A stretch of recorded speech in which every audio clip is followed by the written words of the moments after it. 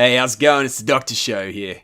Fortnite Season 7 is out and there's a bunch of new items and places and gameplay changes, so here's a quick overview of all the important stuff. Map changes. In case you haven't noticed, there's a bloody big iceberg that struck the side of the map, creating a new snowy biome. This snow biome slightly extends the map from what it was in Season 6. There are 3 new points of interest. You got Frosty Flights, it's a frozen airstrip on the west coast of the map. It features a couple of hangars, a big research facility, a runway, and plenty of planes. Next is Polar Peak. It's at the top of the iceberg, but that's about it. There's not much up there at the moment.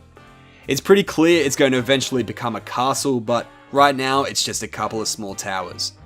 Polar Peak probably has the most verticality we've seen in Fortnite so far, with some crazy steep ice cliffs.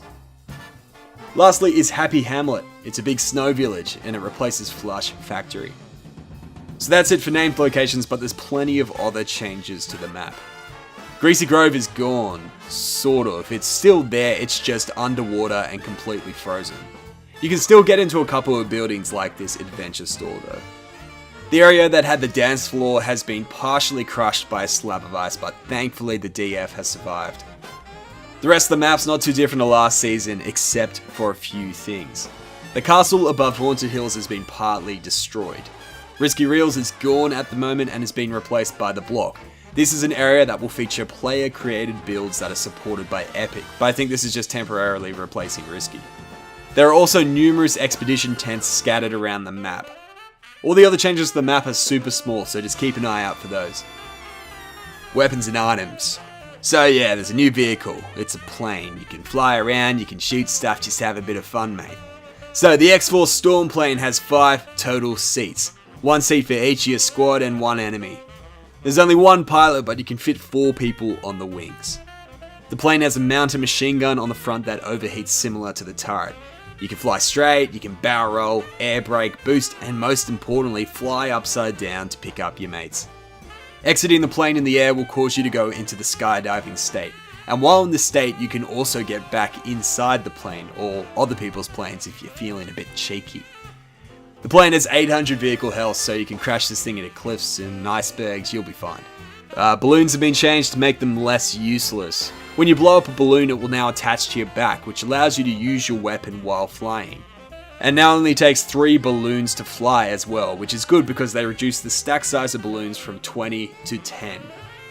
Wraps are this new cosmetic item that allow you to put colors and patterns on your vehicles and weapons. You can attach these wraps in the locker menu and unlock new ones through the battle pass and presumably through the store. Unfortunately, some items didn't make it out of Season 6 and they have been vaulted. So say goodbye to Shadow Stones, Porta Forts, Chillers, Clingers, double barrel shotguns, and shockwave grenades. Gameplay. Zip lines have been added to pretty much everywhere over the map. These allow you to travel up or down a wire while being able to shoot your weapons, and it really speeds up moving around the map.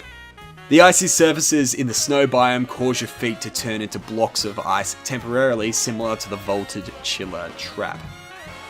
Vehicles now have a unique damage number, pop color, and show damage, so you can tell if you're hitting the player or you're hitting their vehicle when shooting at them.